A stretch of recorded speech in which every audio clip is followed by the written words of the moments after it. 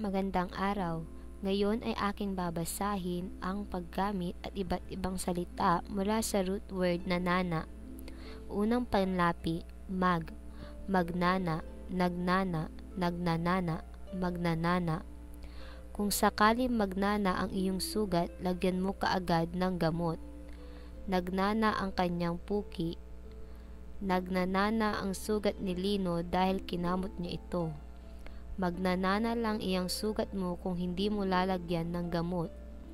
Pangalawang panlapi, in, nanain, ninana, ninanana, nananain.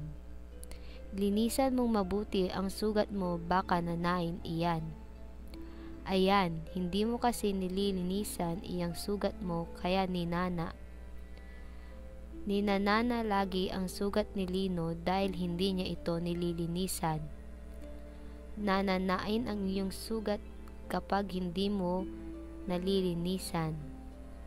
Pangatlong panlapi, pain, pananain, pinanana, pinananana, panananain. Pananain mo nga iyang sugat mo para hindi lumala. Pinanana niya ang sugat niya kaya siya sumigaw ng malakas. Pinananana ng nanay niya ang kanyang sugat.